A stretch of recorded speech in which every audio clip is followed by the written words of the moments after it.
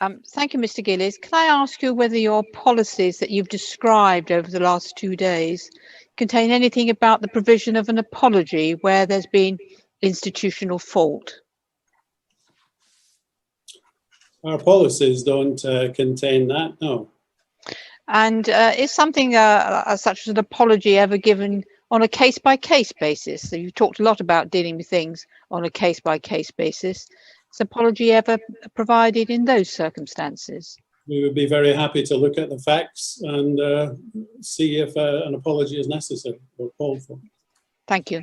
First of all, is it right that you were appointed to your current post in 2018? Yes. And the post is Director of the Office of Public Information of the World Headquarters of Jehovah's Witnesses? Yes. And that's based in New York, I think. Yes. Before you, who was your predecessor in that post? Mr. David Simonian. Do you also have a post of the Records Manager Overseer based in your office or elsewhere? That's not my position, no. Do you know of someone who holds that position? Are you talking about the World Headquarters? Whether it's the World Headquarters or anyone else, do you know of anyone who occupies the post of Records Manager Overseer? Well, we have records management guidelines, and each department will oversee its records management. Do you know a person called Sean Bartlett as a Records Management Overseer? Yes, I do. Did he come to give a seminar to elders in England in 2017? Yes, he did. Did you attend that? Why is it that we have records management now? We've been functioning as an organization for years. Well, we know that the scene of this world is changing, and we know Satan's coming after us, and he's going to go for us legally. We can see by the way things are shaping up. So the organization has said we've run into difficulties in the past because of the records we have. I think I did. I can't recall it specifically. You might recall it if you remember the content of the seminar. Can you remember what the purpose of the seminar was?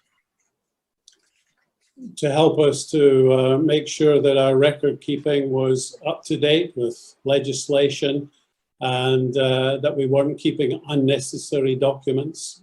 Here and ask us, do we have anything in our records? Now, if we do, then we're connected to their litigation. That's how it works. But if we don't, then the legal world says, well, we have in no way can prove that you were ever dealing with them.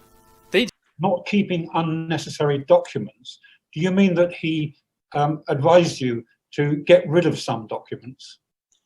Well, of course, at that time, and even now, we have data protection matters, so we have to make sure that documents adhere to data protection issues. So yes, he would have advised along those lines. My next question is, do you have a data retention policy that you have published? We have a data retention policy. Have we published it? I don't know. In any event, you were at the seminar in 2017 where Sean Bartlett, among other things, advised you how to keep and how to get rid of documents. Yes. Did he, in the course of that seminar, tell you that the reason for getting rid of documents was because Satan was coming after you? Satan in the form of the legal process. Okay. Well, we know that the scene of this world is changing, and we know Satan's coming after us, and he's going to go for us legally. We can see by the way things are shaping up. His comments, as I say, were directed with regard to data protection issues, as I recall. And I don't remember exactly what he said on the subject. I don't remember any comments about Satan particularly. Well, we know that the scene of this world is changing, and we know Satan's coming after us, and he's going to go for us legally. We can see by the way things are shaping up. you know whether there is a record anywhere of that seminar, of what was said?